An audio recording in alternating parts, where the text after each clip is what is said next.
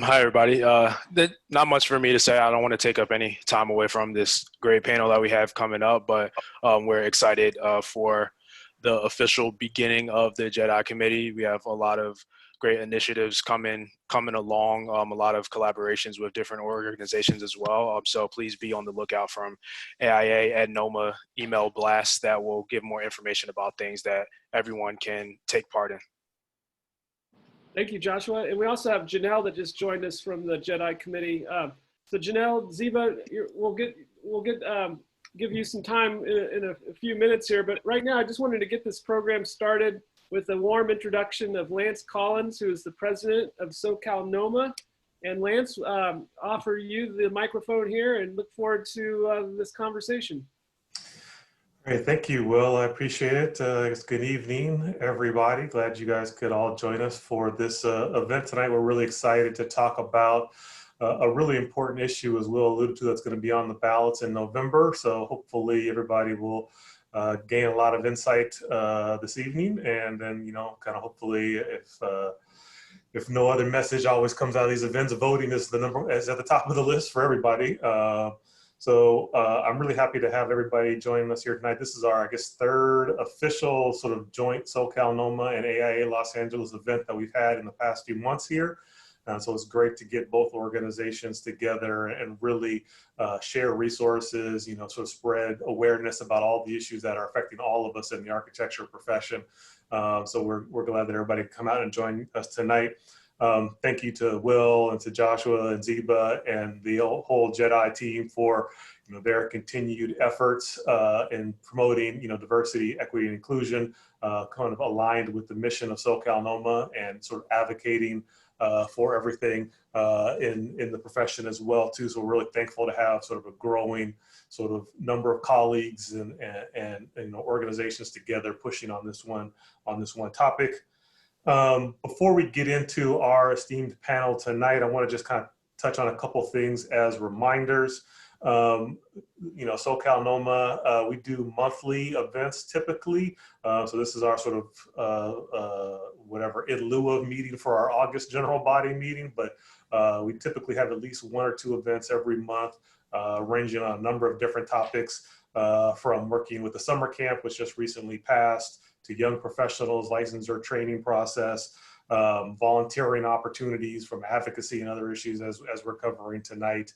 And then also our current large initiative, which is called the DEI Challenge, where we have challenged local AEC firms to really look at opportunities to improve their diversity, equity, inclusion strategies within their firms. So all of these initiatives are moving ahead very strongly right now. So we look forward to seeing you guys all at future SoCal NOMA events as well too, and participating and volunteering and everything else. So with that little bit of commercial introduction, I think we should go ahead and get started. I want to make sure we have enough time for a great panel discussion, but also have an opportunity for questions from the audience as well too. So we're scheduled to go till about 7 o'clock today. So I want to kind of just jump right into this. You know, as Will sort of led off with, you know, the title of this presentation is Prop 16, the repeal of Prop 209 and the impacts on Black-owned architecture firms yesterday, today, and moving forward.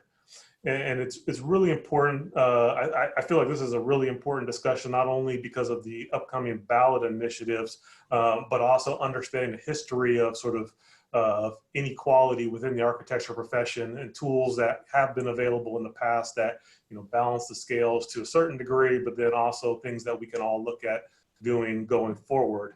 I wanted to start with a little bit of a preface for the whole audience, just about the history of Prop 209. So we can kind of all be working from the same sort of level playing field. So Prop 209 was an initiative that was passed in 1996. It's actually also known as the California Civil Rights Act, Civil Rights Initiative, that prohibited the use of race, gender, ethnicity, in any considerations for, you know, public employment, public contracting, and public education. And the history of Prop 209 really sort of originated from the University of California admissions system. There were a number of issues in the 90s about sort of the use of the sort of so-called quota system for admission of minority students, I think starting with UC Davis and then obviously spreading to the rest of the UC system, which then led to the sort of passage of Prop 209 to eliminate any sort of race-based considerations in that process. However, sort of outside of the sort of college setting, the ripple impacts really impacted the architecture, engineering, construction industry and all the sort of public contracting mechanisms associated with that, because it also prohibited the use of any sort of considerations of race and ethnicity, gender, et cetera, in public contracting. So that obviously that affects us all as architects and designers, most directly.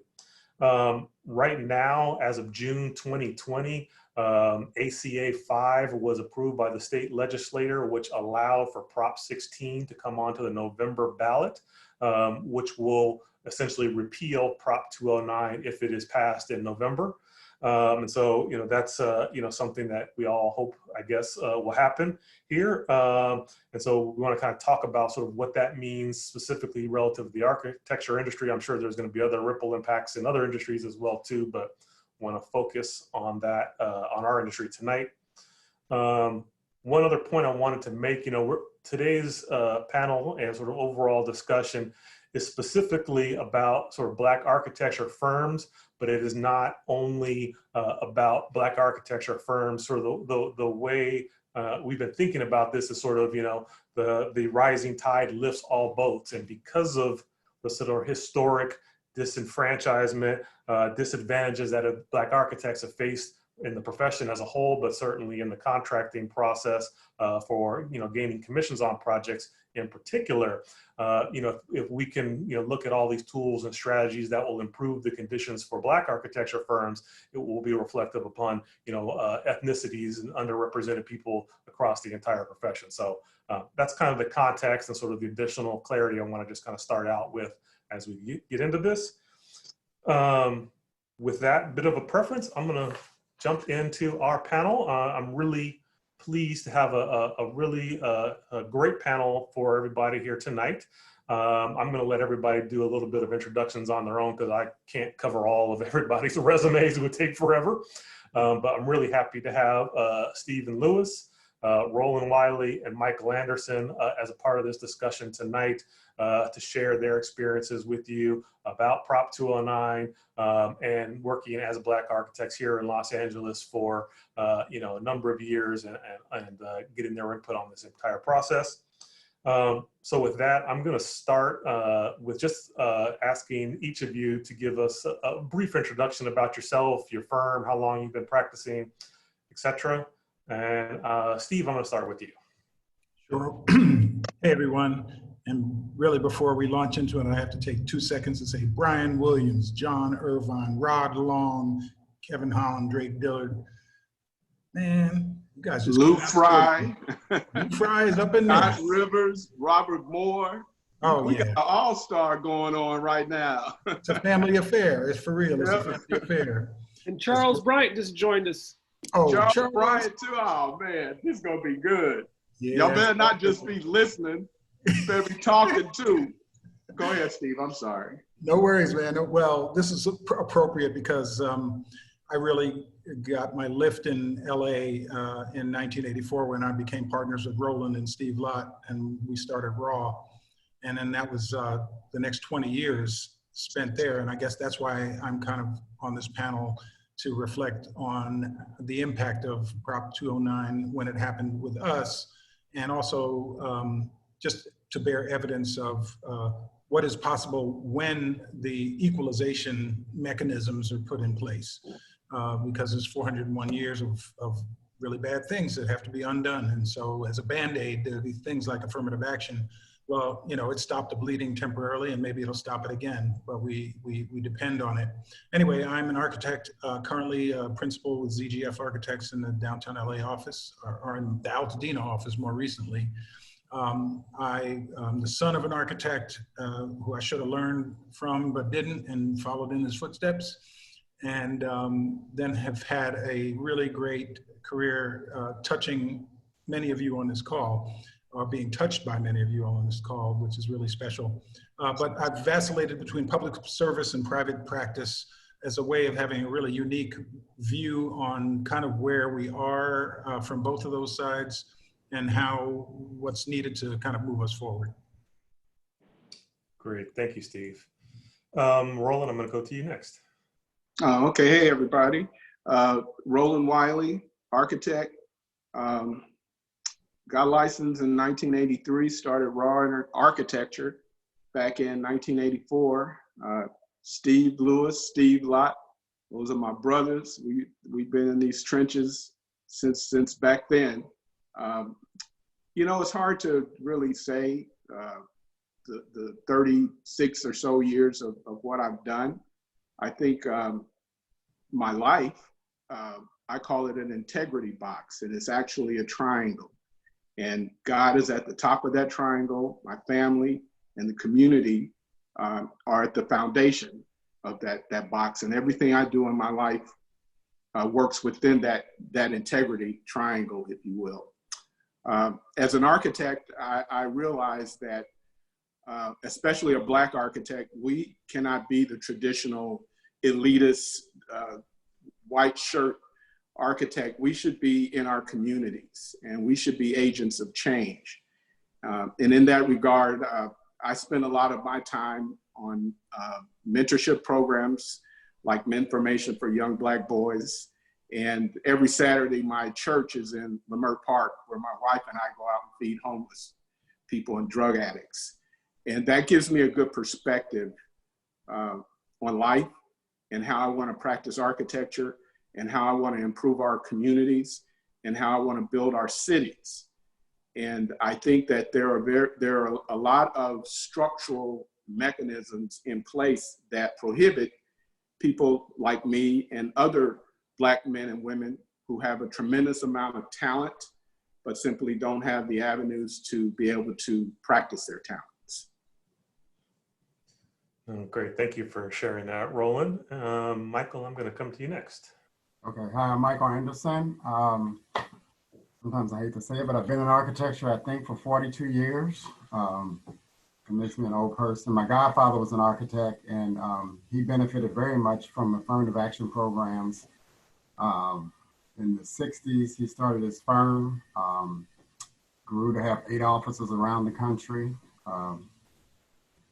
He became a very wealthy man. I think maybe part of the reason he became wealthy because he paid cheap. He thought architects shouldn't get paid enough. Drake worked for him. He probably knows what I'm talking about. But my godfather and his partner, Kerry Jenkins, were the architect for Martin Luther King Hospital. When I saw them in Ebony magazine and saw how he changed communities, that made me want to become an architect. Primarily just to focus on modernizing Black communities, because I happened to grow up in a biracial community in the 60s that wasn't mandated by law. The developer was just a former DJ that built this great place called the Cleve Town. And if you ever look in the book, Defensible Spaces by Oscar Newman, it's one of the projects that are talked about in there. And that experience taught me that people of all cultures could live together. So as an architect, I watched the communities I lived in die. And I thought I could focus on building buildings to make these communities a better place. My passion is really urban economic development. I left architecture and went into development prior to the riots. That was a 10-year journey where I learned why our communities are not changing rapidly as other communities. And that taught me a lesson that led me to write a book about that journey and how to make it things right. But then in addition to that, I remember when Prop 209 came out, one of the disappointments was it was a Black man that was being paid to make this a law. And I used to always think, how did he get into the position that he got into?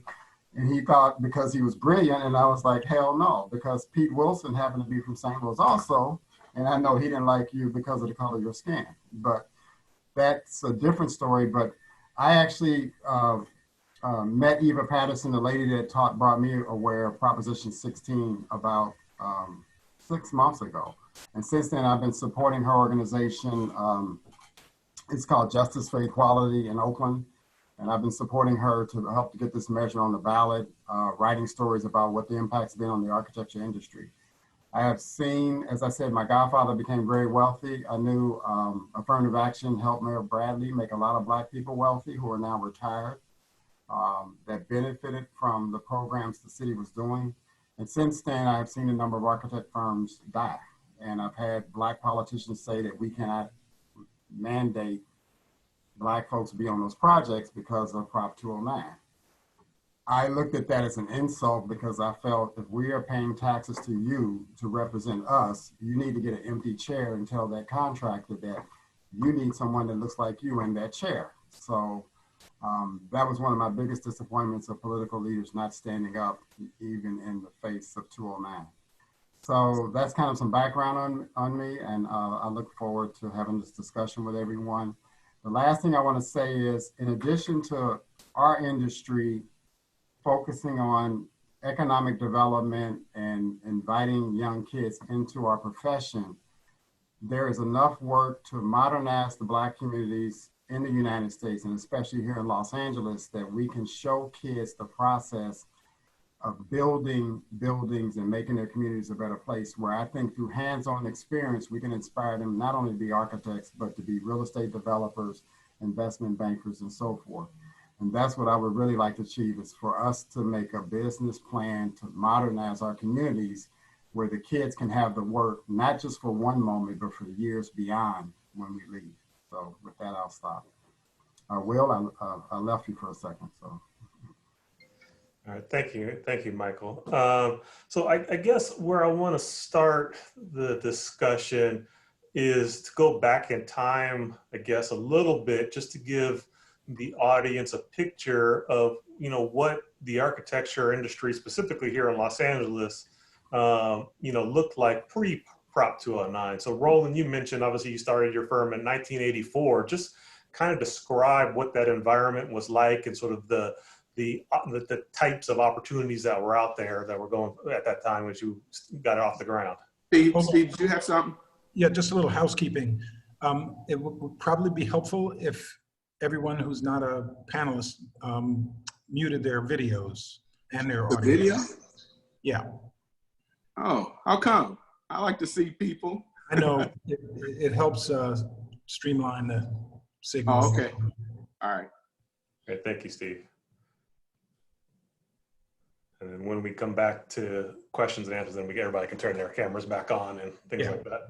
Okay, so Lance, you wanted to know what it's like in 1984? Yeah, and beyond. Let's go all the way back.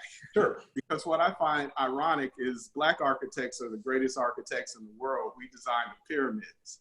And I just find it very ironic that we're so invisible right now. But fast forward to 1984, we started our firm firmly in the private sector. Our main client was the Pacific Design Center, and we got referrals off of that. We simply did a good job and we got referrals. We saw Black architectural firms thriving in the public sector.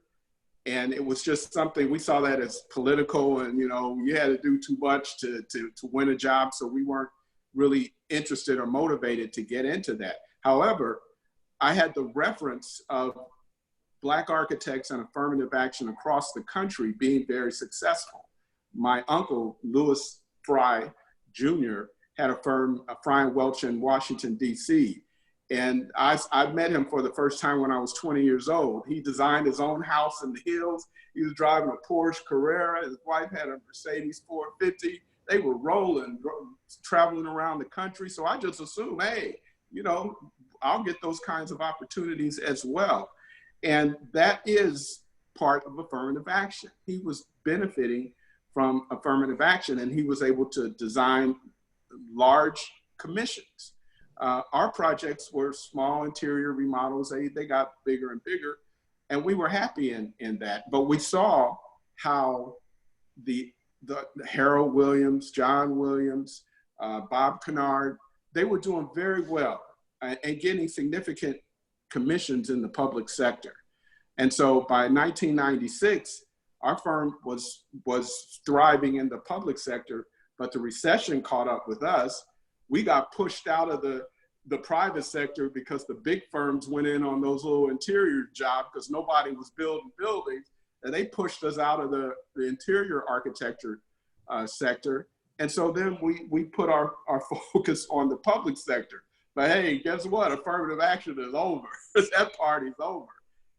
But we knew how to survive. We knew how to compete. We knew how to be the best. And so we simply applied those principles in the public sector and in the private sector. Our work continued to dwindle in the private sector and increased in the public sector. But I have to remind you as the managing partner of the firm, when we started, we agreed that we did not want to go down the affirmative action path because it puts you in that box. And we were very fortunate to have that sort of client chain that started to build. But it was with the strategy, and I remind you as the person who was the strategist, that we said we would build our portfolio to a point where if we did go in for an affirmative action project, we would go on our merit and we would insist on a role that would be worthy of our talent. And that's exactly what happened with Kaiser when they finally decided they needed to get some Black folks in there. And we opened up our portfolio with all these professionally shot medical officers from Beverly Hills. They just got up and left. And the next day we had a contract on our desk. Yeah, he's right. And the point is, it is about merit, but it's also about opportunity. And those opportunities became extremely limited as a result of affirmative action being pushed out, because the people who do the hiring are no longer mandated to hire a Black architect. They just, the term minority, they come up with minority and women, and that turned into a real game. But the end result of that game is Black architects were left out. And so you start to see the Black architectural firms not being able to thrive, not being able to sustain themselves, because large commissions are what sustain a company. That's how you plan your personnel, your investments. And when you don't have that, it's very difficult to manage. And that's what happened to any firm that doesn't get any large commissions, that's used to having that kind of budget. Firms were not able to manage that with those limited projects. And so they started to fold. And especially many of the architects retired, or may they rest in peace, passed on, and they were not able to pass the baton to the next generation, because the next generation saw no opportunity there. And that's what it's all about. If you have value, you're going to be able to survive. But if you have no value, you're not going to be able to survive. So that's what I saw as a result of affirmative action. And just anecdotally, when we started, or in 1996, when affirmative action was abolished, if you will, there were 14 Black architectural firms that had at least 3 employees. And you fast forward to today, 25 years later, there's only 4 architectural firms with 3 employees or more. And so that's the bottom line about how did affirmative action impact Black architectural firms. Right. No, thank you. And Michael, you kind of talked about your early experiences with, kind of seeing the MLK hospital going up and big school projects. I mean, kind of talk a little bit more about sort of whatever the sort of earlier parts of your career look like, and sort of the opportunities that presented or maybe weren't there. You're on mute. Mute, Michael.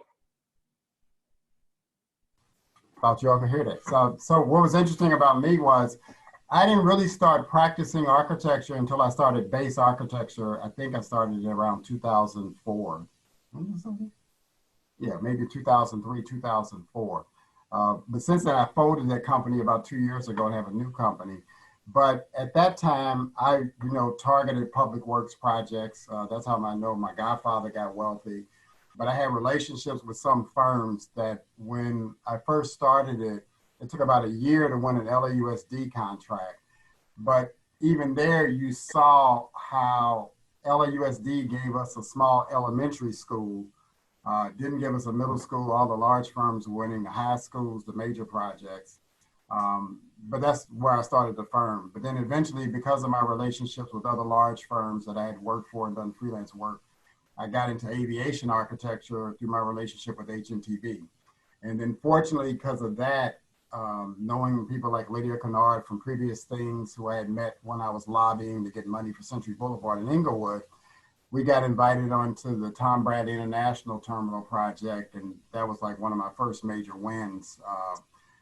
And then the other challenge was growing so fast. And I think we went from 3 or 4 people in 2004, and it was like 48 by 2010. And so I've learned lessons about that. But that was fortunate. It got us into aviation architecture. But once those relationships left the airport, things started dwindling back down. Then Deborah Flint came into the airport. She had a mandate. People knew she wanted people that looked like her on the team. We started getting added back to a lot of aviation projects at LAX, and one the CONRAC, one to the APM, and a couple other projects. But I still didn't see the magnitude of work. Like when Martin Luther King Hospital was built, I wasn't invited to the party. Not saying I had to be, but it wasn't the things that I saw. Like when Tom Bradley was mayor, Will Marshall and people like him would sit back and say, I would want a firm that looks like me, either Black, brown, Hispanic, or Asian, to have 10, 15, 25% of their work so they could grow their firm. But since then, that leadership hasn't been there. So, but I've been fortunate though, because of relationships through Mayor Butts. When I started my new company, Anderson Barker Architects, we won the Clippers project and we're associate architect to AECOM on that. But I found I have to make my own work and try to do things differently.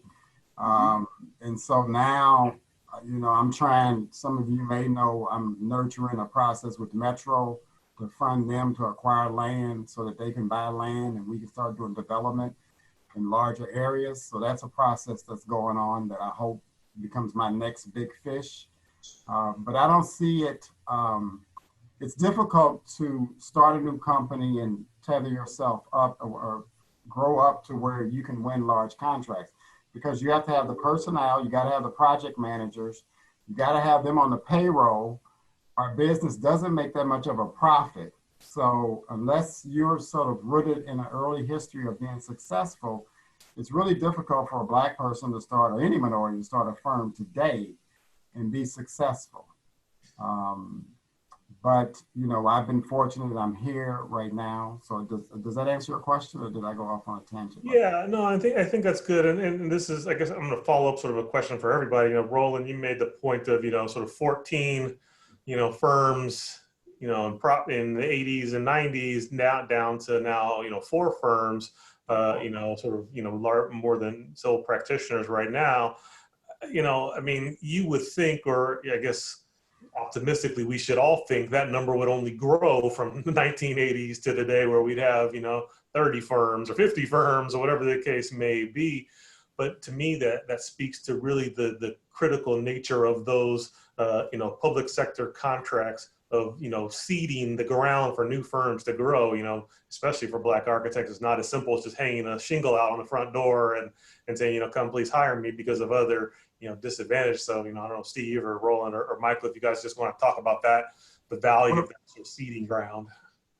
Well, one of the things I've seen, a lot of, firms like JGM, a couple of other firms, they've been managed to move into program and construction management because that has less risk, has a higher profit. So that's a niche where you really use your architectural ability to step out of the profession of practicing architecture and you get into a more revenue-based model. Architecture just doesn't have a large profit margin. I think it should. I think that's something that we as an organization, the AI and everybody should lobby to change. In addition, as a small business enterprise, architects only limited to make $7.5 million a year, right? But in program management, as a small business, you can get up to 26, 28 million a year. And if you earn that in 3 years, I would love to have that problem, right? I got 28 million. I'm gonna not be a small business after 3 years of making 28 million in a row.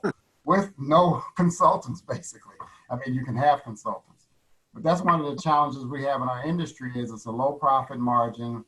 The SBE classification is limited to 7.5 million.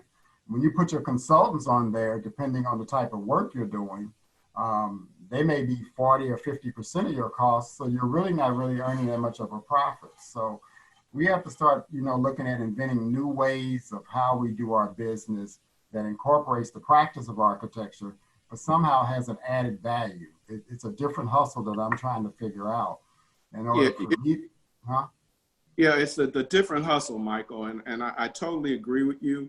And I asked my son, 21-year-old Randall, about affirmative action, and he kind of bristled at it, like, you don't need no affirmative action. You're a grown man. You've been doing this for so long. And I said, but you don't understand, Randall. There are structural barriers that keep me from getting major projects. He said, well, so you're just going to go on affirmative action and just live off of that? That's probably what they want you to do. They want you to stay on affirmative action, so you can't do anything else. And I was like, man, you got a point. But it's interesting because generations, his life experience, maybe because of you being in the industry, wasn't that of somebody else that may have come from a different background, parent, maybe been struggling with 2 jobs in a sense, not a profession like architecture that makes them not see the need for it. But I don't look at affirmative action, and I always, when affirmative action came out, I remember when it happened, I said, this is a small window for African-American and Black firms or businesses or our community to take advantage of a program where we can graduate ourselves out of poverty and the stigma that we're in now. And I always felt sometime in politics, the way politics changed, somebody was going to take that away. And in the 90s, when white contractors started complaining about affirmative action programs, the politics started to go that way, and it abolished the affirmative action program. But the important thing, I think, for us, not just as architects, but just as people, period, it's important for us to wipe out poverty and to focus on establishing young men and women to become self-sustaining adults through the use of arts, architecture, and profession. We have to really focus on eliminating poverty because it hurts our community the greatest, but it also hurts our future generations. And so I looked at affirmative action's purpose is to allow us to graduate young men and women to become self-sustaining adults. And we have to make those business transactions that we can modernize our communities to increase the amount of architectural work and construction work that puts the tenants in our communities that make them a better place to live and work. So in addition to affirmative action, I really want us to get into a mission of modernization of poor communities so that they're balanced income communities so that we can start to eliminate poverty. Right. Yeah, I think eliminating poverty is important. I take a different take on affirmative action. I see affirmative action as the first letter of this committee, justice. It's as simple as that. And we have to look at what this conversation in the context of where we are today. This is 2020. Tomorrow will be the 401st anniversary of Black folks arriving in America in the transatlantic slave trade. We are in a season of reckoning right now. COVID-19 and the murder of George Floyd laid bare the structural racism and injustice and inequalities in America, that we had to look at it and we have to reconcile that.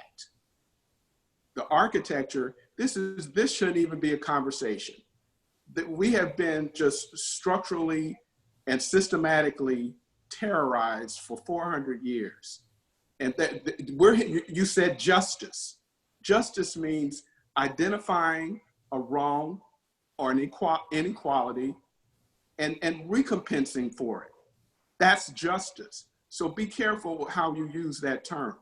if there's no justice, if there's no reconciliation of the wrong that's been done to you, there's no justice. There should not even be a conversation about affirmative action.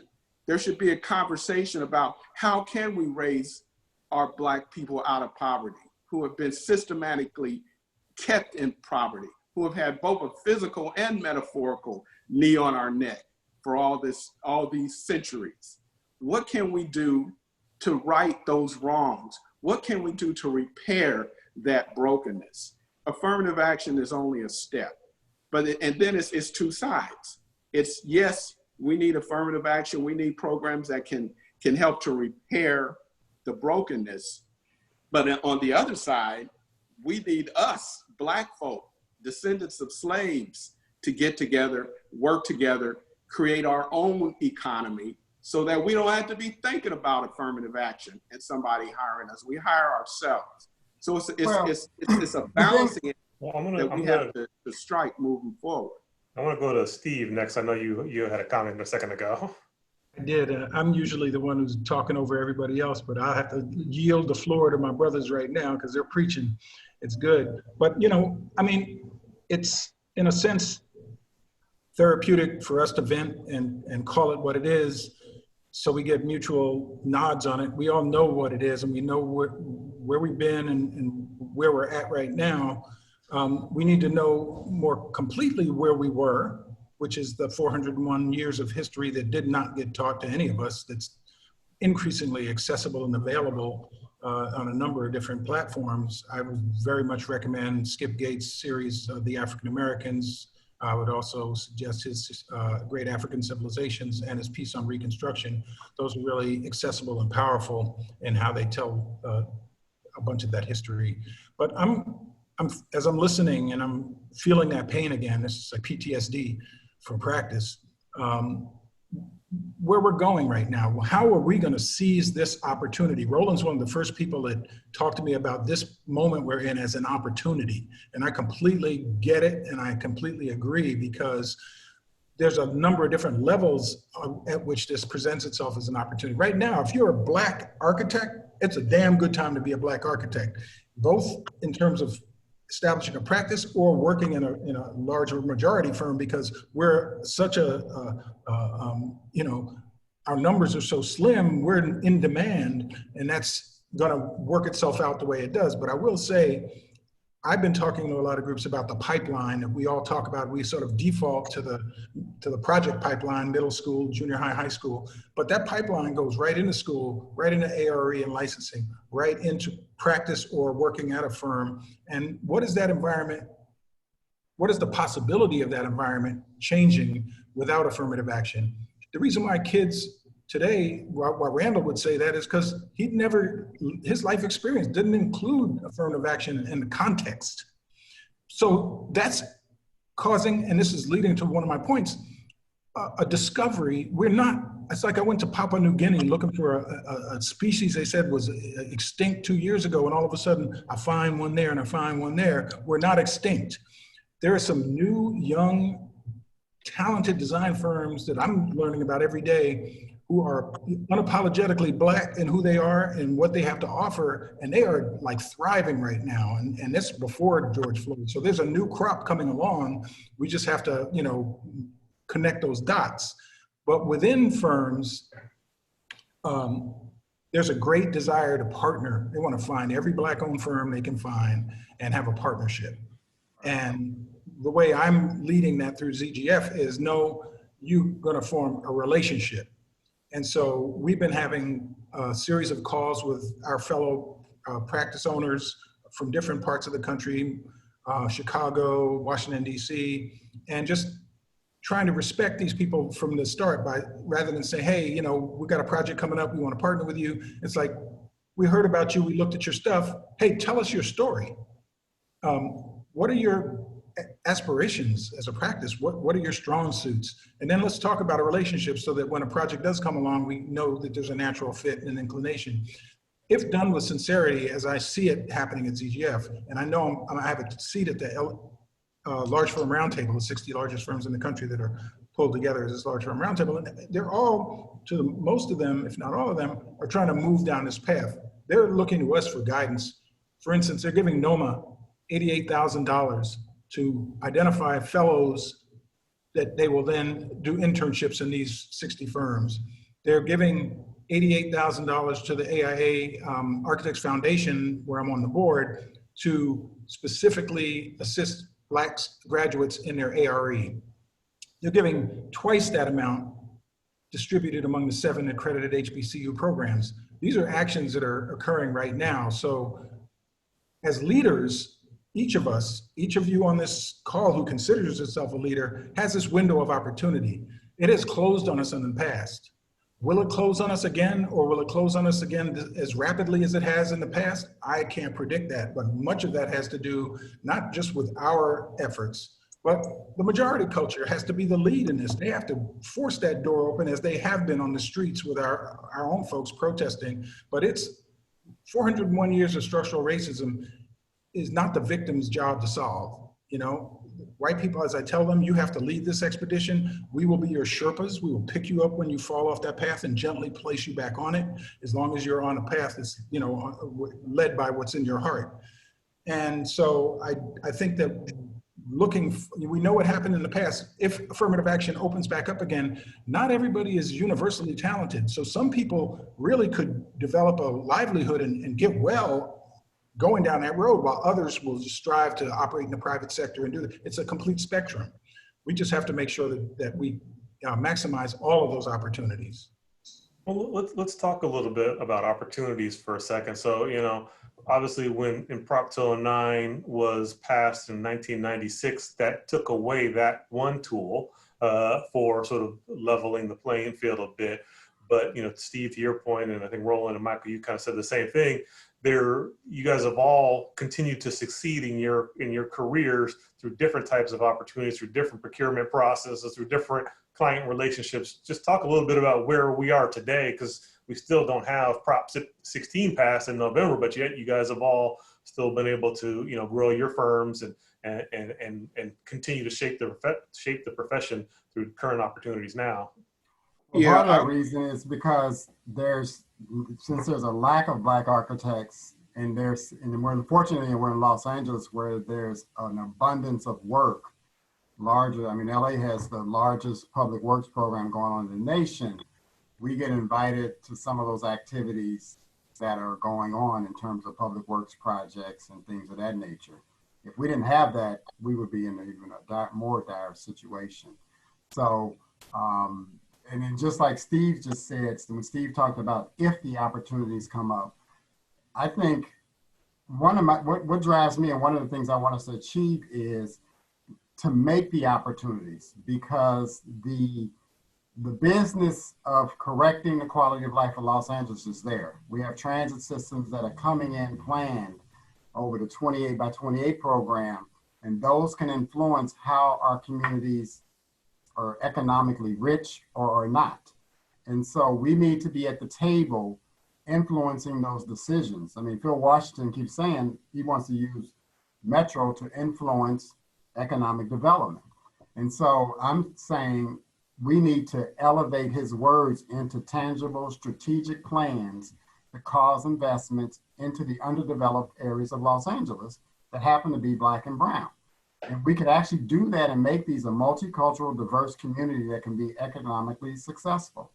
And by doing that, we are making our work, we're making a lot of architectural work, and we're creating an environment where the children can see how communities are made and how we as a profession exist. So that's what I think needs to be done, because the public works projects, they will go away at some point. But if we can fuel it to make more work and multiply that activity, then we can start to overcome some of these barriers. Because after Prop 16 passes, that will help us in seeding us in terms of growing, but then we have to graduate from the levels that we're on now to becoming more successful and being able to do more business, to hire young men and women in our firms as interns, and also to get them to work in other professions that are involved in the transformations of these communities. Boston had a program in the 80s called Kids Building Boston. It was KBB.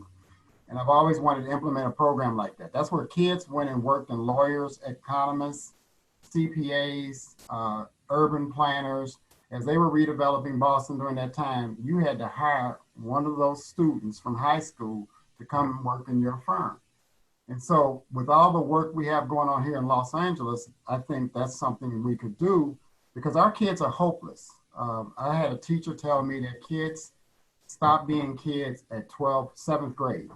That means they lost hope. And that means that they have no aspiration because they're lost about architecture, about how to be a better adult.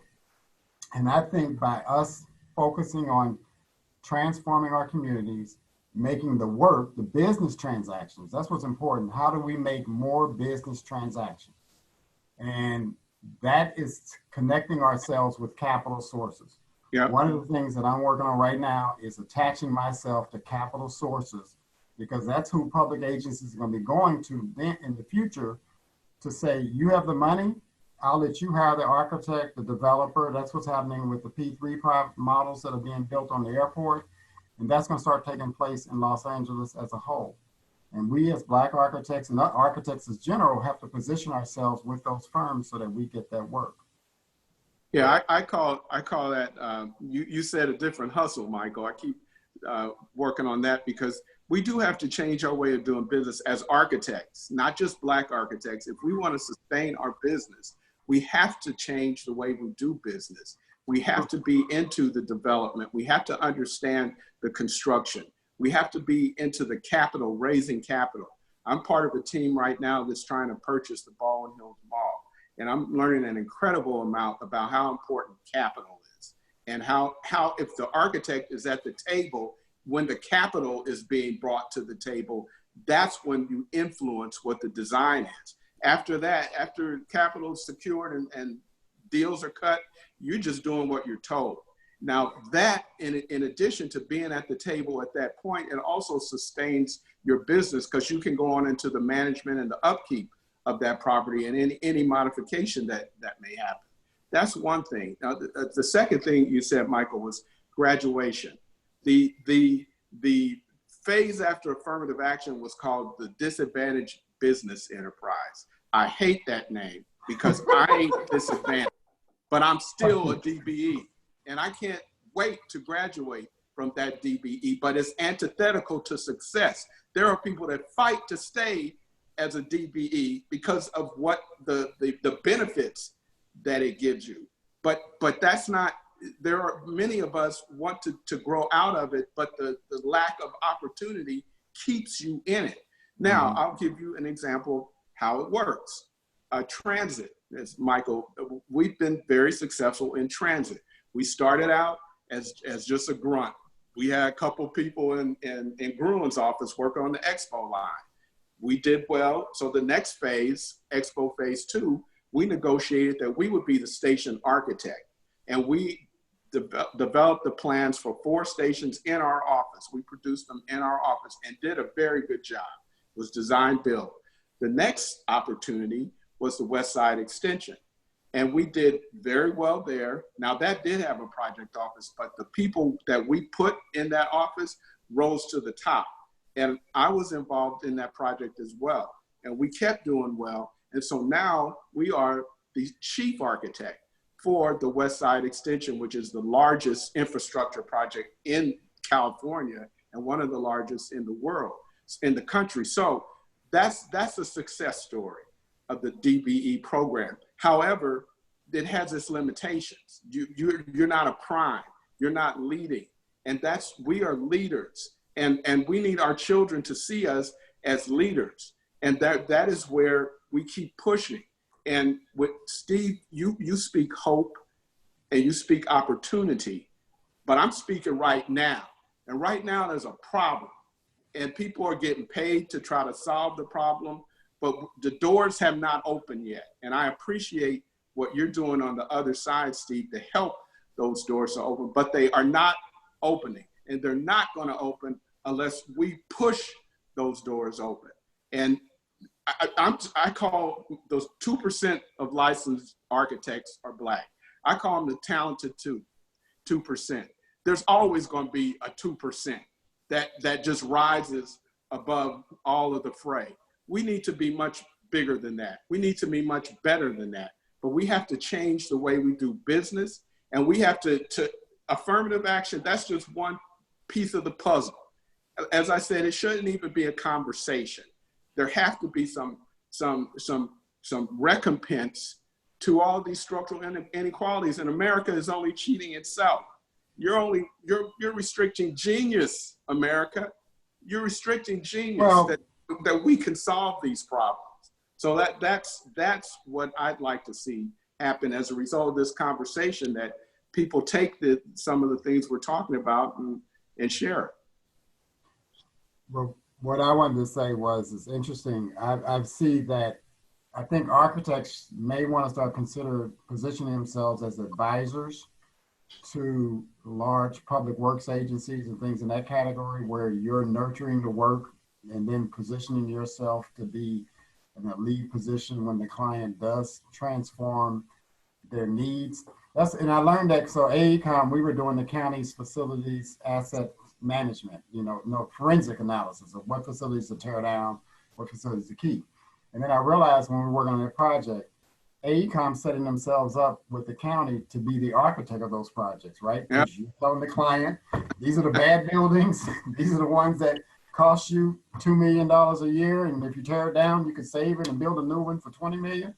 So, but then I learned, and actually I went to this function and I saw the director of county public works, and he was talking about, in the future, we will be hiring people that have the cash to finance our projects. They will hire the contractor and it will be them that hire the architects. And so in that meeting, I started thinking, architects need to start having advisor positions, as Roland was saying, understanding the economics of how the projects are based on our clients' needs, especially in public works, because then we can be in a position to where when the architectural design works come out, it automatically goes to you, or you're somehow influencing where it goes to, because you've had the client relationship from the top down. But the other thing that I was going to follow on what Roland was saying, one of the things, even the people that are, I believe greed is what makes racism, in addition to it being a culture. Slavery was based on greed. It was free labor. But it's to the detriment of our society now to have people living in poverty. There's 140 million poor people in America.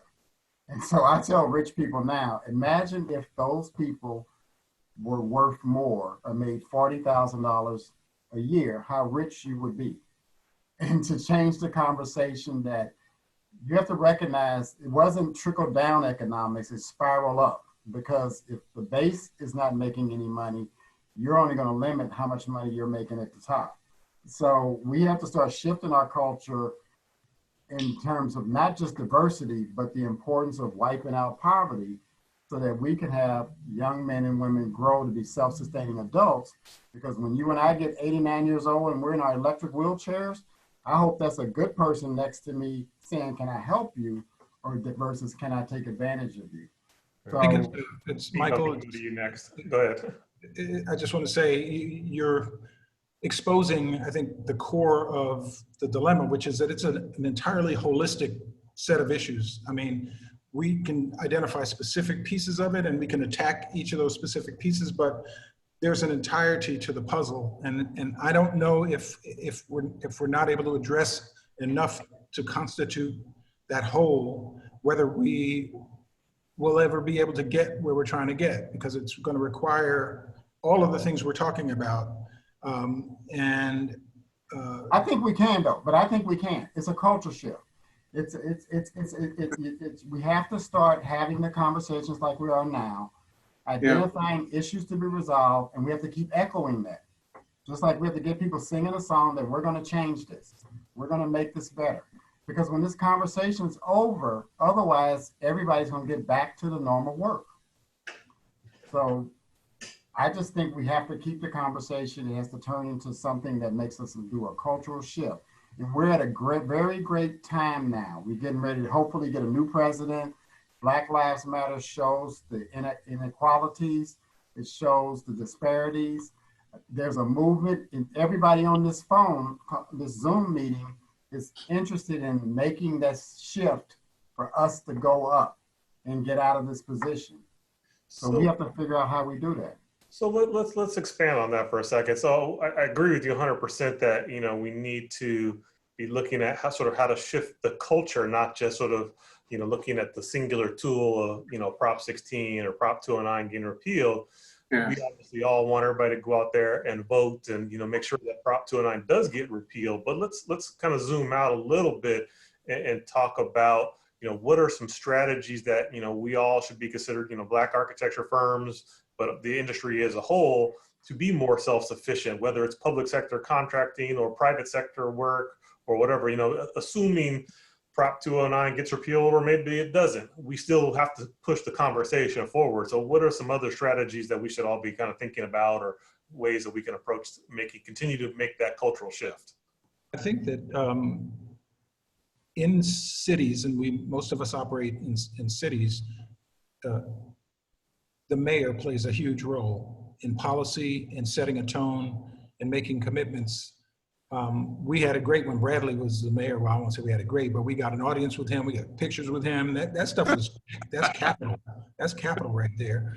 But in Detroit, you know, Mayor Mike Duggan was the first white mayor in the city of Detroit in decades, and he was a write-in candidate, and he got it. He went and met with like 350 Detroit families in their living rooms leading up to that election, and he won convincingly. And then 4 years later, because he was able to under-promise and over-deliver, he was reelected with 73% of the vote. So policies that he put in place directly allowed or enabled 5 significant development projects surrounding Lafayette Park, which is a premier section of the downtown, all by Black developers. Those Black developers, 201, hired Black architects to do those projects. So to get to what Michael's talking about, what Roland's talking about, you know, today it's establishing relationships and exerting influence on, you know, civic leaders. And it's hard in a city like LA when the mayor is sort of 10 steps removed from the most of us, but it certainly depends on your, you know, your stamina and energy, whatever. Well, yeah, Steve, you're right, but be very clear that Los Angeles has some very unique political dynamics that are quite different from Detroit or some of those other cities you're talking about.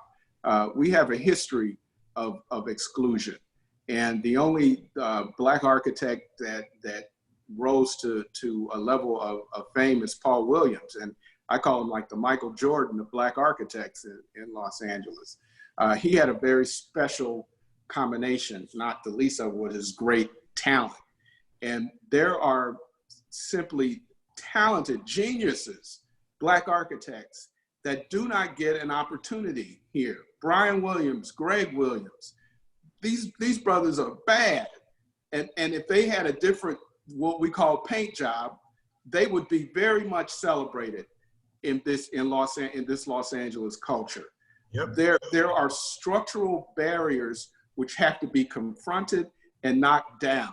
It's good to talk about other folks and other places, but right here in Los Angeles, there are challenges that have to be addressed. And part of it is the selection process. The selection process, we get to the short list a million times, and somehow we just don't get selected. You have to look at, if you want to know what are some specifics, you have to look at that selection process. And there have to be some remedies for the ridiculous trend of Black architects not getting selected. You have to look at how can you promote and profile successful Black architects. I'm not self-promoting, but how can young Black kids see successful Black architects in Los Angeles? Those are some very simple steps that need to be taken, but they are very important steps. The structure of the selection process has to be looked at, and you know, there's no one or two ways about it. Now you talked about culture. That's a two-way street. Again, there's our culture. And Steve, you talked about, we know a little bit about our culture, but we don't know nothing about our culture. Our culture is not celebrated. Our culture is not cultivated. I'm working on a cultural conference center in Leimert Park. We should be able to, you know, some millionaires should be able to throw 10 million at it easy to talk about our culture, who we are as a people. But we haven't gotten there yet. I believe this is a season, to your point, Michael, that we are getting there, but our voices have to be heard. We have to speak this truth, and we have to speak it in love, and we have to speak it in passion. But it's important that we do not let this window of opportunity pass by, not just for affirmative action and those, you know, reparation type things, but what are we doing on our side to build up what we have? Michael? So what, I was, when I heard you say the cultural center in Leimert Park, I guess I always think we have to always connect everything to a business transaction, because you always have to generate a profit so that you can reinvest or either bring success to what we're doing. There's a process for children to see what we are doing as architects. When we do projects, we're in our office, wherever our office is. And I was in Leimert Park when I first started base, but I had to move out because the context wasn't conducive for me to attract the talent that I needed, right? And that's one of the reasons why I focus on transforming our communities into new places and new destinations. But that has to happen. At the same time, I look at Inglewood, you know, so you start targeting small cities, you know, because city of LA is 15 people got to make a decision, or you got to at least count to 8. That's going to be a hard thing to climb. But the smaller cities, there may be some opportunities for us to nurture some things, and there are places that need for work to do. Inglewood is an example of the new Tom Bradley to me, in a sense, because you had a $2 billion project on hold because decision makers couldn't make the decisions. Mayor Butts comes in there and makes a decision, and now you have $8 billion, $9 billion in investments going on in the city. That was private money. I'm uncomfortable, you know, you could say, and I understand what you're saying in terms of where were Black architects on those projects, but those were private capital and deals. But he did get us involved, or at least got me involved, to make sure that they had the Black people on the project. So I benefited from that. But to me, that's more of what needs to be done, because this city's getting ready to become a destination. He was smart enough to attach a 10% sales tax on all ticket sales. So it's going to become a cash cow that he can then likely reinvest and put into the schools. But that's what I'm talking about, where we have to modernize the Black and brown community to become places and destinations so we can celebrate the things you're talking about, Roland, where the culture can be magnified to bring people from outside into the community. It's the same reason you and I leave the community and go to other places on dates or to take our wives out. But that's what we need to focus on, I believe, making our communities be, because then they'll have the jobs, the children will see us, and then they can be inspired to be something better. And I think that's basically the only way we can make it happen. I don't see any other way to make the volume of work we need to be successful and to inspire the next generation to want to be an architect. That's right. So I want to kind of bring it a little bit full circle here and kind of get a few final thoughts from each of you, because I want to make sure we leave enough time for some questions as well too from the audience. I'm sure we're going to have a number of questions, but I want to kind of go back a little bit. So, you know, obviously the election is coming up in November, and we sort of set the stage here talking about sort of the affirmative action sort of policies, initiatives that were in place that became the seeding ground for a lot of firms in the 80s and, you know, prior to 1996 for them to help grow their resume. And now sort of Michael, building off of, you know, what you're talking about with, you know, new dollars being reinvested in communities and, you know, Inglewood and, you know, certainly all the developments that are going up and down through Crenshaw around the, you know, the metro lines and all kinds of other areas.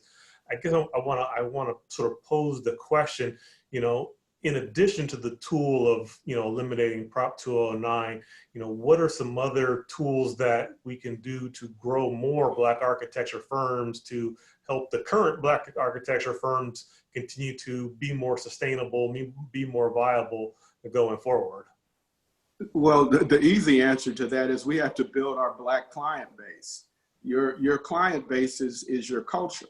And historically, Black architects do not have a Black client base. The wealthy Blacks are entertainers and athletes, and Steve and I came up with a theory called the white picket fence theory, where they're surrounded by white advisors, white real estate managers, white accountants, white attorneys, and when they're ready to build their mansion, they hook them up with their white architect golf buddy. And our access to that level of wealth is very limited. However, I see this as a season of eyes being opened. And I think that we have to be much more vocal about that void. And we have to be much more deliberate in building that client base. I truly believe that we're in a season of coming together. And that will then create opportunities for Black architects to develop Black projects and to build Black capital. Capital is extremely important. That is the key. And when we become adept at acquiring capital and leveraging capital, I really think you're going to start to see more sustainable Black architectural firms. And it's all about success. When kids see us an example of success, that's what we're so great. If all we need to do is see an example, then it's over. So when we start having more examples of success, I think with the NOMA pipeline and all of the other structures that are in place to nurture talent, I think this season now, I really do see growth and being able to sustain Black firms. We need to be able to hold on to our, I'm sorry, real quick. We need to be able to hold fast to our skills, talents, and the things that have made us who we are, to get us to where we've been, and not be compromised by any client. I think that's the tough love aspect of, for us to be great, we have to believe we're great first ourselves, and then not settle for treatment less than what that deserves. And that's easy to say, hard to do. There have been projects, Roland, there have been projects we walked away from because it was not, happening. Those were like the happiest days, just about as good as to walk away, yep. Yep. So, I just want to encourage, particularly any young folks on the call, that, if you believe in yourself, never let go of that. And if it gets threatened in any way, be strong and stand up for who you are and why we have to state our own value proposition, because they don't know. If they knew, we'd already be on the job. So we have to be clear about our value proposition and make it very clear. I'm sorry, Michael, go ahead. So, when Roland was talking about the Black client base, I remember one time when Ray Cappy, I had built some houses in Leimert Park, and Ray Cappy was there, and he said, why aren't the Black sports entertainers and folks investing into the community? And when I went down my development journey, I learned why. Because often political leadership wants to date the celebrity and doesn't have a real tangible deal for them to put the money into. So they take their money and invest it in other places or use their name. At the same time, what you're saying is true, Roland, about getting access to capital. One of the people I'm dealing with right now is a former NFL football player who has a construction company, a real estate holdings company. And the amazing thing was he now has access to capital partners. And he said to me, I was in construction. He said, and then he started getting into real estate. When he said he found out one of the things that was holding him back, even though he is who he is, that the primes would always say, well, how much money you're bringing to the table. So as a result of that, he couldn't graduate up to be a leading person on the contract. Once he built his relationship with the capital sources, the wealth management families, the purpose of that was to change the game. So that is how now we can bring deals, and we're working on some now, to the table where we can be in the prime position. And so that's what's making me realize we have to be connected to the Capitol in order to make that happen. Some of the Black celebrities that I run into often didn't know, you know, they specifically asked me, do you do houses? Well, I used to do celebrity houses in the 90s. I don't do houses anymore. So sometimes when I hear them say, you know, looking at design a house, I mean, I just don't do that anymore. And I kind of think that's one of the reasons why we're so far apart. They don't connect up to us when that opportunity exists. They basically ask somebody whose house they like, who designed your house? And that person winds up winning that contract. But I'll stop there so we can take some questions. Okay, I guess before we open it up to questions, I guess Steve, Roland, do you guys have any closing thoughts or final thoughts here? Before you guys answer, I'm going to just say to the audience, I just sent a message in the chat room. If you do have questions, please use the raise your hand button in the Zoom whatever, and then I will try to come to each of you as whatever order I can see them coming up in there. So I guess Steve or Roland, do you have any sort of final thoughts or closing thoughts you want to share with the group? I yield my time to the Q&A. I have one thing to say. Yeah, I'm the same, Steve. Go ahead, Michael. Right, I just want to say one of the reasons I must say this.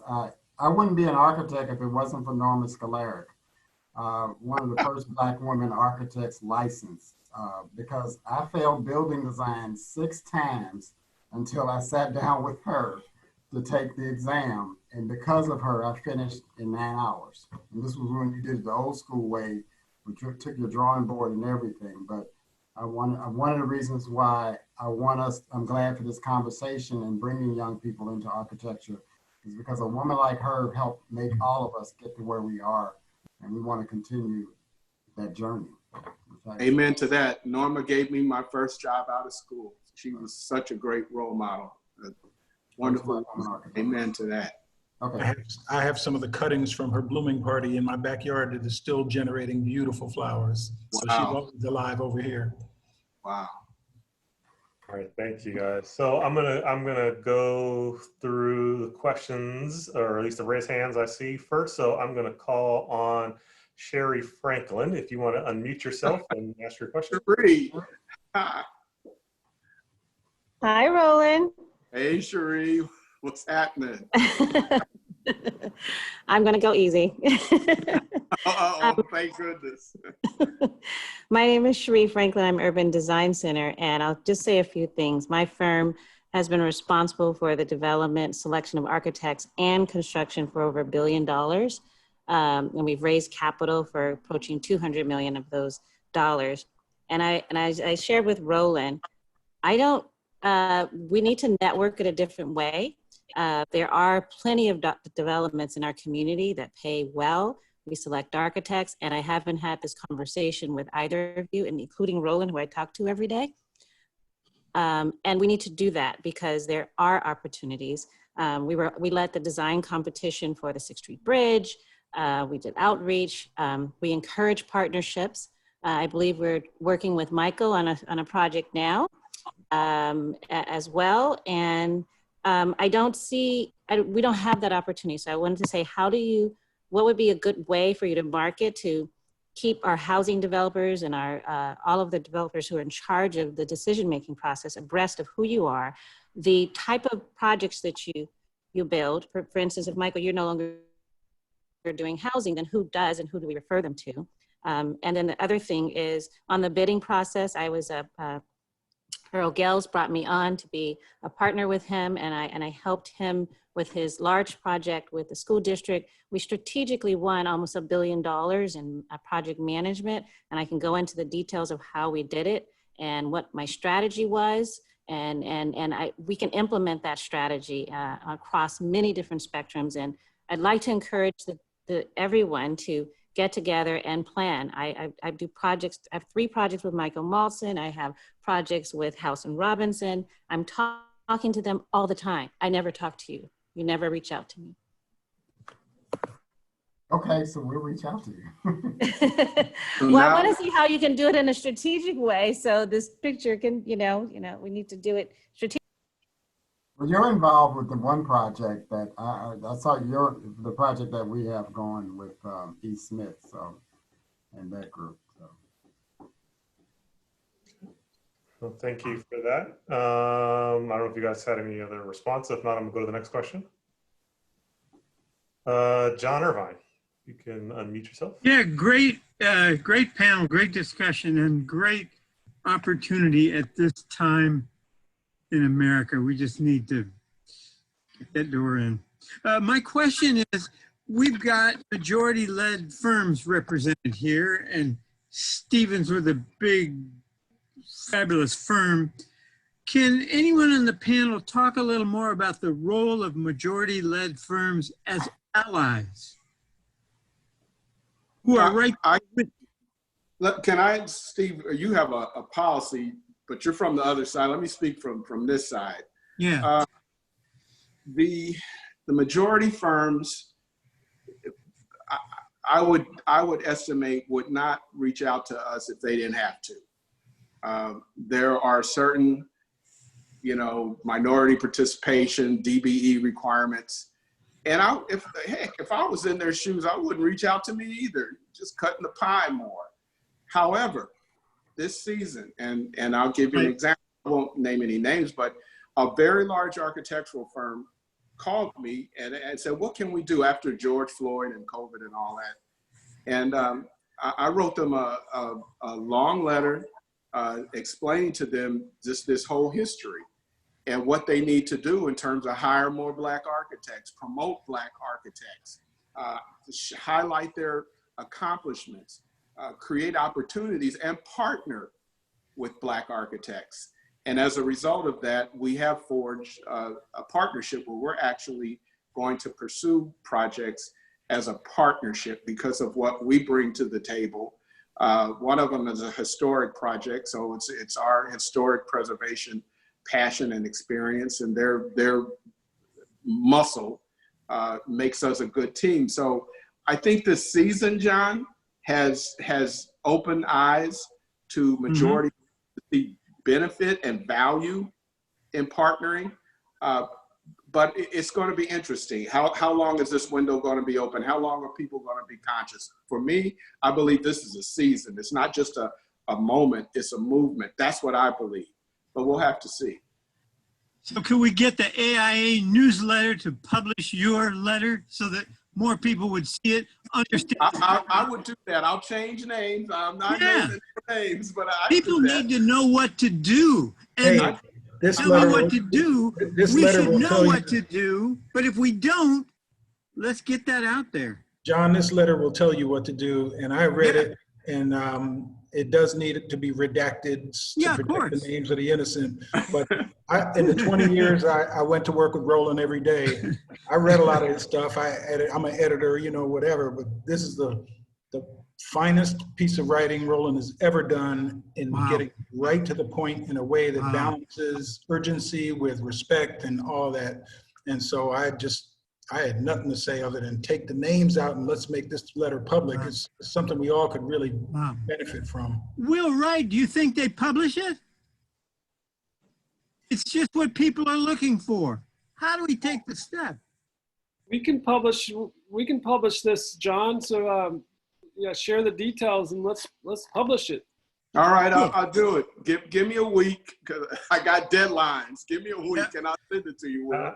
And John, I'm gonna answer your question also with a little bit of a shameless plug, which is, SoCal NOMA is pushing the initiative through the DEI challenge for, majority firms to partner with Black-owned and underrepresented firms to establish those relationships, to figure out different economic models of working together, whether it's joint ventures, whether it's sort of design architect, associate architect, different things. So, all of the firms that have agreed to participate already, but we have about a dozen and we hope to have a lot more going forward, have made that commitment to take on those types of strategies. Now we got to kind of put, rubber to the road and see what the results are. But as Steve alluded to earlier, just starting to build those relationships and figuring out ways to work together and sort of collectively, expand people's, resumes and portfolios and sort of, qualifications for the next project, and the project after that, I think, is going to be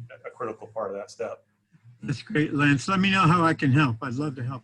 I just want to put one more point on that, which is that I won't argue with Roland's statement that if firms wouldn't naturally look for a partnership unless they had to, or there was some business case for why. For however long this window is open, these 60 largest firms in the country, the AIA Large Firm Roundtable, are talking about partnerships and relationships before partnerships, so that they're already bringing firms together when there is no requirement. I know we just did it with Chris Lee in Chicago, and we're doing it with about 3 of our firms in DC right now. And so there's. But LA's still a tough nut, huh, Steve? Yes, sir. Okay, thank you, John. I'm going to go to the next question from Ronell Hampton. Good evening, everyone. Super excited to be here and sharing space with you all. It's been a great discussion with the panel. Each of you spoke on things that I definitely want to ask questions about. With Michael, you mentioned making our cities a destination, and that's really, really important. One of the things that I think is really complex about that is kind of finding that balance between development and the impact that has on gentrification. And new businesses being introduced versus helping the infrastructure that currently exists. So one of the questions that I have for you is, how do we facilitate low cost to no cost renovation for housing and retail for current infrastructure that exists, which will help make sure that the current, tenants that live in these spaces, work in these spaces, have businesses in these spaces, have the ability to negotiate rent control with the renovations and developments that happen in the spaces. And that has to, be incorporated. So I agree with you in that. I work as a policy manager with Los Angeles Food Policy Council, and I lead the policy development as well as the brick and mortar transformation projects for our Healthy Neighborhood Market program. So that's one thing I wanted you to respond to. On the values that was mentioned by you, Mr. Stephen, how do we facilitate the core values? I think some of the things I heard the panel mention was self-advocacy, facilitating the own change we want to see, building the ecosystem with the local agency governments to make sure that they put money behind their word and their sustainability plans and their directives that they like to present or collaborate with us to develop, but there's no money that follows up with that. And Roland, you mentioned this idea of using the past. And I wanted to know, in your opinion, how has the past informed your approach to your work? Yeah, well, I'll go first on because before I forget. Okay. Regarding the small businesses in the community and gentrification, one of the things I discovered, especially after the riots, was a lot of small businesses operate on month-to-month rental agreements. Businesses should sign long-term lease agreements that lock their prices in before the community changes. And so that's what happened to a lot of businesses in Leimert Park. They were on the month-to-month rental agreements. People saw a change coming or something, and they would buy the property, raise the rents, and a lot of people went out of business. In regards to gentrification, I just tell people that own homes as neighbors are going to change, do not sell your house. Don't sell it, remodel, put an accessory dwelling unit on the backyard, move your family member in it, let them pay down the debt service on the remodel, fix up your house and live there and let the change come in, because that's how you build your wealth, retain your equity. If you sell your house and move to another neighborhood, you're going to spend all your equity within 10 years. So that's the answer to those two. Go ahead, Steve. Since he asked me last, you can go second. I was trying to understand exactly the question about core values, and I want to answer it correctly. So maybe, Ronell, you could restate that part of the question. Yes, you mentioned values as something that we need to build out so that when we're approached for projects, there's a clear understanding on what we'll attach ourselves to. But I think there's another side to that, is also matching those values to the policy windows and the directives and the deliverables that are written into the city plans, the sustainability plans, the Green New Deals, the mayor's directives, and figure out where that alignment is. to match our values with their values and hold them accountable to this, these conversations that often, are not always met with the implementation or the follow through. So how do we match our values with theirs and then facilitate that?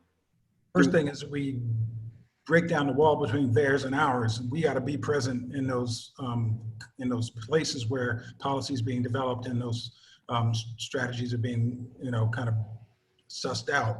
So we first, in my career, after 20 years with Roland and Steve, I went to the federal government, then I was back on private side and went to the city of Detroit.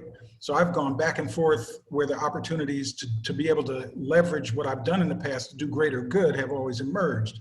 Now, there's a value proposition, a cultural competency that we've always enjoyed, and we've used it when we've had client opportunities that could benefit from it. But that's now in demand more than ever, a cultural competency.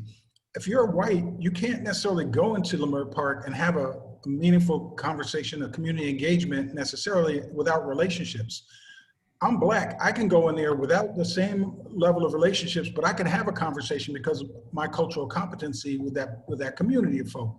That's an asset right now, and that has to be, we have to see ourselves as stewards of bearers of the torch and the flame of our culture and who we are. And we have to celebrate that in the joy that we approach this work with. I mean, it's not all gloom and doom. We are just filled with positivity and accomplishment and beautiful work. We like beautiful design. We like everything. That's why we're architects, but we also have this added layer of lived experience that a lot of people don't have. And that right now is capital. I'm saying we have to use our lived experience, leverage it, promote it, let it lead. Amen to that, Steve. Very well said. The brother asked, how does my knowledge of history inform my firm? And that's a very good question, because the very name raw architecture that I started out with, my vision of raw architecture is a pyramid at full moon, way back 2,000 years ago, with all the stone encased on the pyramid. And I've been fascinated with the pyramid from the very beginning. And I had no idea that it was designed by people who look like me. And as I've gone and researched and went to Egypt, it just opened up a whole just doors of knowledge about who we are, who us descendants of slaves, where we come from, the African diaspora, and who we are as descendants of slaves and where we came from. And that informs me, and it gives me hope. It gives me peace in these times of turmoil. And it's a spiritual peace. And I think that that's very important in these times that we're in, is that we understand the spiritual connection of what's going on right now. For those of us who have a tradition of faith that's based on the Bible, there's significant parallels to what biblical prophecy says and what's going on today. And that all started my journey from the pyramids. And it just opened up all these doors of knowledge and information. So that would be my final word. It's just know your history, know your culture. Don't accept what the media tells you. And when we start to do that, we're gonna be all right. Marshall, I just want some of what you're eating. I'm hungry. Thank you, Ronell, for that question. The next question I'm going to go to is Anthony Winston. You can unmute yourself. There we go. Definitely a very engaging discussion. My question is, I own a MEP engineering firm, and I've had close to 360 clients in the last 5 years since I started the firm. And I probably can count on two hands the amount of Black clients that I've had. And one thing that I've noticed is half of those clients, the administrative side of things is lacking, whether that's, reading contracts correctly or processing payments, whatever the case may be. How are you guys addressing that with your incoming architects, right? So you guys are teaching them the game in terms of design and all that stuff, but how are you guys addressing that in terms of the administrative side of actually running a firm and interacting with engineers or contractors or anything like that? Hey, Anthony, I'll be one of the answers. We are desperately looking for Black architects, male or female, to mentor and to nurture.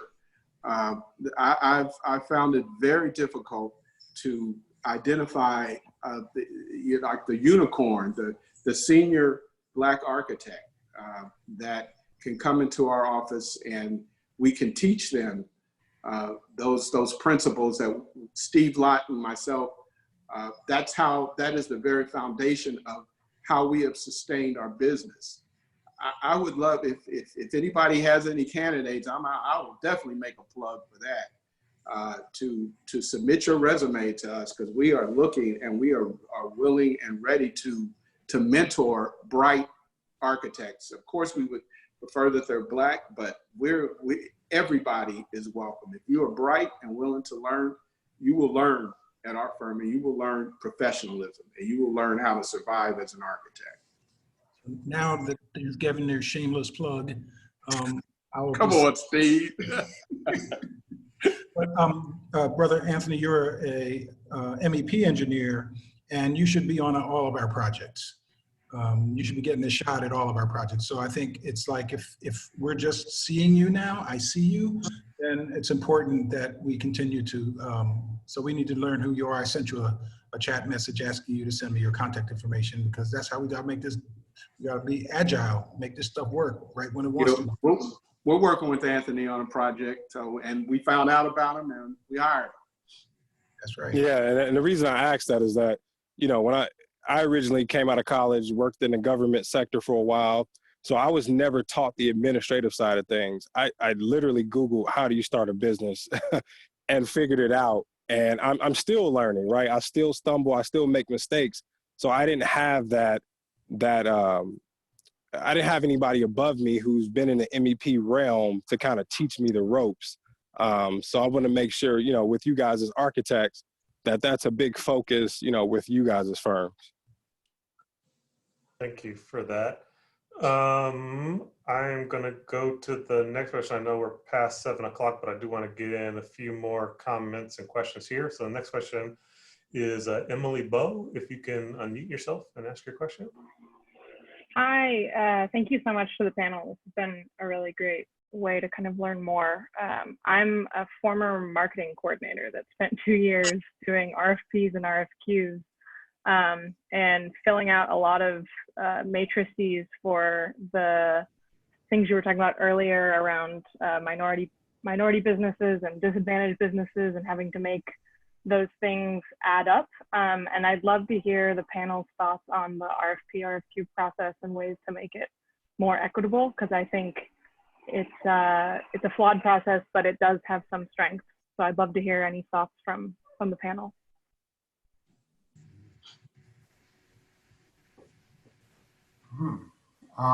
So, you know, what I was gonna say, I kind of changed my business model to a little different, where I'm not responding to so many RFPs and RFQs anymore. I used to chase a lot of public works projects. But one of the things I always know about RFPs and RFQs in the public sector, they're mostly always designed by another firm that sort of has position to capture the work. And the way that I normally used to tell in the past was the period of time to respond to the RFP. When you would sometimes see an RFP or RFQ have with a 21-day turnaround, we usually say we're not going after that because that's already designed for someone, unless for some reason I know it's coming out. But I think, you know, that's where it just takes me back to the earlier conversation of architects having a relationship with their clients in an advisory role where you can help them make that work, because the person that helps the firm assemble the RFP, RFQ, they pretty much have knowledge of who should go after the project. And part of that's understanding your client. So I'm not necessarily answering your question, but one of the things I will hope come out of the Prop 16 passage is you start getting back language that gets in hire women business enterprises, hire minority business enterprises. We want you to reflect the demographics of our city. And that's the language. When it's in there, I get calls from major firms saying, we want you on our team.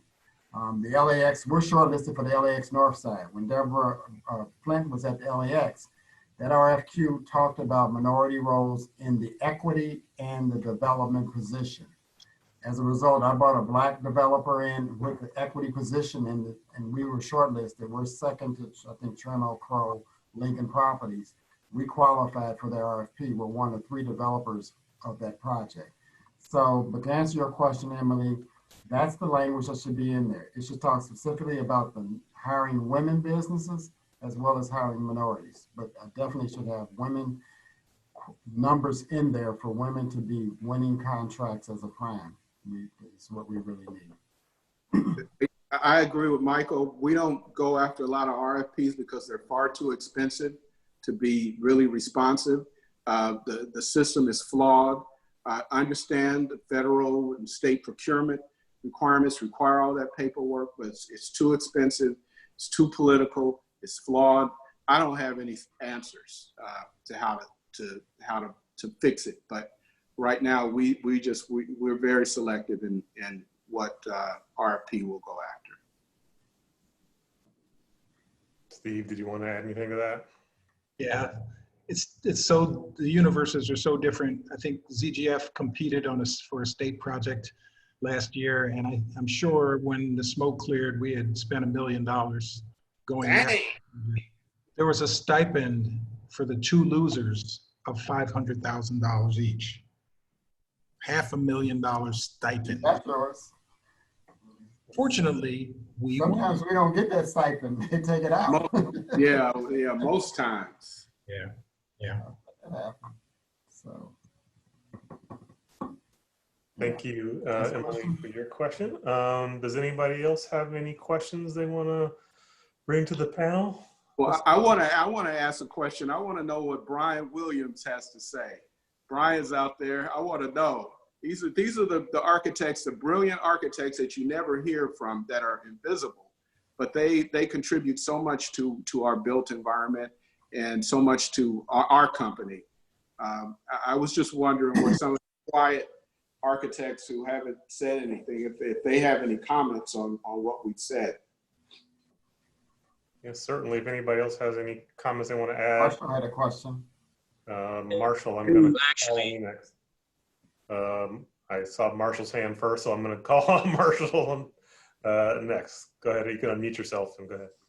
I did. How's everybody? Good night. All right. I don't want to depress anybody and say I've heard this before, but it was about 1974 when we had this conversation that I remember. But I think you're not focusing on something that I think you can be focusing on in terms of something that might happen in November. If you pass this new, what's it, Proposition 16 is it? Yes. Yeah. If it passes, how are you preparing yourself for it to pass? In other words, what is it going to mean, and how are you defining, or how you're going to help define what they mean by affirmative action? I know back in the 80s, our mayor, and it was a different situation, Black city, Washington, D.C., Black city council, Black mayor, everybody. But what he did was, the way he interpreted affirmative action was he said, and he was 35%, it could be any percentage, of everything that the city does has to go to minorities and disadvantaged business and that sort of thing. So are you prepared to say, to go to the city and say, okay, Proposition 16 passes, this is the way we would like affirmative action defined with regards to how the work should be and how the city should contract with the private sector across the board.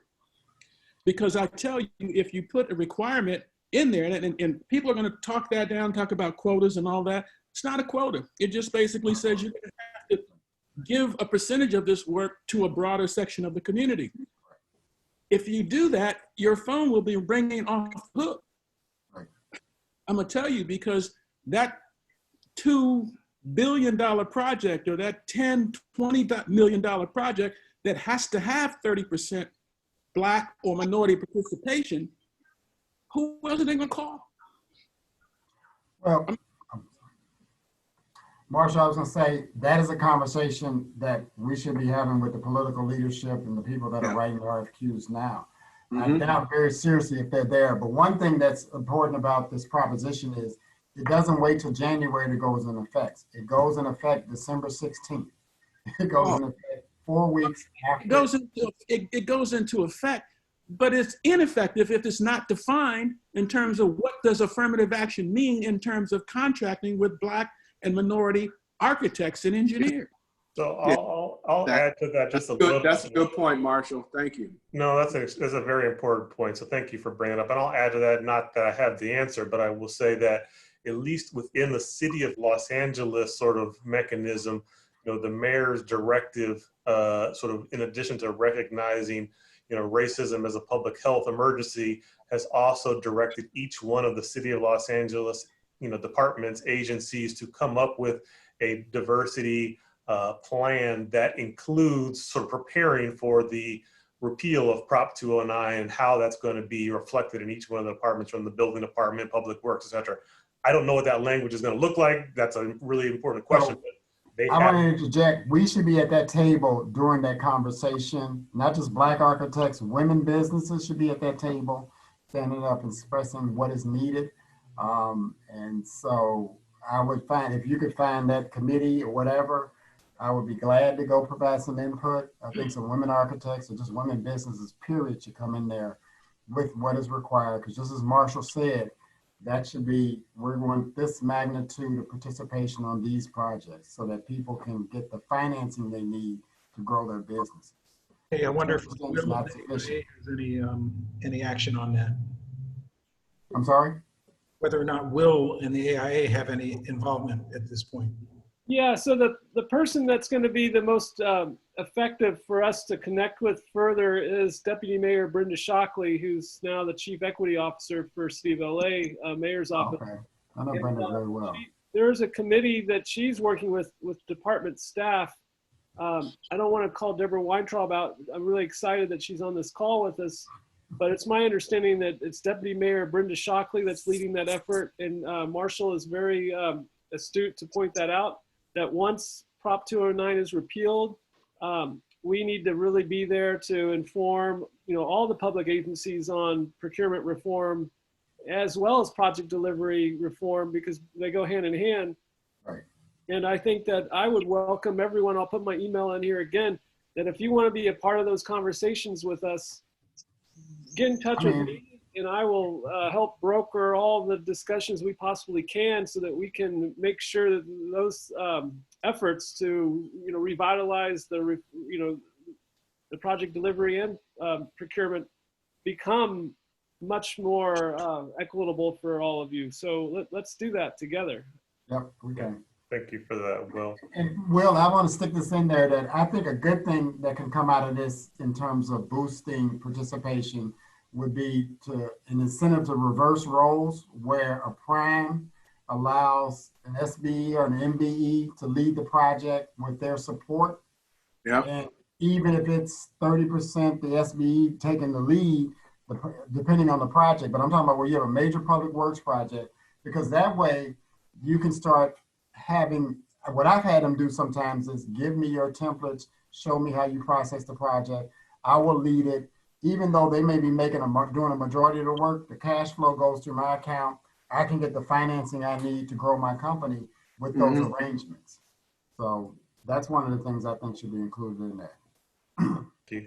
I'm going to go to Joshua Foster next, and maybe, unless I see other hands, might be our last question for the evening. So I know we're running a little bit long. So Josh, I'm going to go to you next.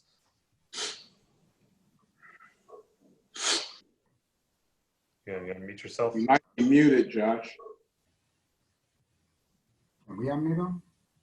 No, we can't. Audio and video. Josh, we can't hear you if you were going to say something. Well, Josh, can you hear me? Yep. Yeah. Josh left the call, so I'm gonna just take over his spot. But this Chris Lott, shout out to the OGs. A lot of y'all my mentors, so I'm gonna hold y'all always accountable. So as a young, architect, young designer who has his own, initiatives and now a business, S Corp as of July. Shout out. You know, I started a design collective with a few of my close comrades called Design in Color. And if y'all had to look back at your careers, and I look at, many of you all, Michael Anderson, I haven't had a chance to meet you yet, but you all have been the trailblazers to help push forward the work that I aspire to do. And where we are right now is we're seeking justice and liberation through that process. In order to do that, you all had to toe the line to make sure that that work was happening. And there wasn't always the opportunity to speak up and do certain things. But now that I look at the opportunity that you all have now, if you were looking at your younger self and you had to give yourself advice to what you would do differently or what you would do more provocatively, what would that be? I'm somebody that, if you all know me, I'm not shy. I am perfectly fine speaking my mind and opinion. That's the process of the work that we do through activism, and I want more designers to have that voice. So in taking that voice that you all do have, how would you explicitly state that in your work looking at it now? Thank you. My answer is easy. I would have gone into development and construction. I would have done what I'm doing now earlier. I did not recognize how unstable the profession of architecture is, whether you're white or black or anybody. Your challenge, architecture, it goes with the economy, and we're the first to suffer when the economy goes down, and we're the last to recover. And so understanding those dynamics now, I would develop a more sustainable practice that is not so dependent upon the economy. I follow Roland. I would have gone into investment banking so that the money could work hard, and I didn't have to work so hard. And then I would do my little architectural projects I love on the side.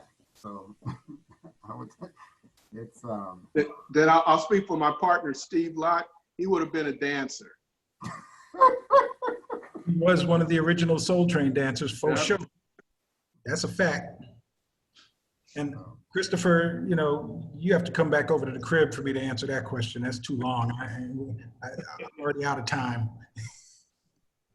Thank you for the question, Chris. I really appreciate that. I think, I obviously know things that you're up to, but I think you certainly speak for a lot of younger professionals as well. And we kind of touched on sort of how do we grow more Black-owned architecture firms and keep everybody sort of being more sustainable and viable in the future. So, it's really critical to make sure you and others like you are supported, going forward. So, thank you for that question. And that's, Steve's right. It is a longer conversation, but it's a really important conversation too. Okay. It's 7:20. Does anybody else have any other questions or comments? No, I'm going to drop off, Lance. Believe it or not, I have to now go to a children's race equality thing. So bless your heart. I want to thank everybody. I appreciate everybody able to join us this evening. No, thank you, Michael, to Roland, to Steve. This is a conversation that could probably span many hours. But thank you guys for sharing everything. And we want to make sure we're continuing the conversation going forward. Will put his information in the chat for people who want to get involved more with the AIALA and procurement change on that end. Certainly you can always contact all of us at SoCal NOMA through our website and social medias and emails and things like that for everybody who wants to continue to be involved in this conversation. So I'm glad everybody could join us this evening, and we look forward to seeing you all at our next event in the next few weeks here. And I think that's all I have for tonight.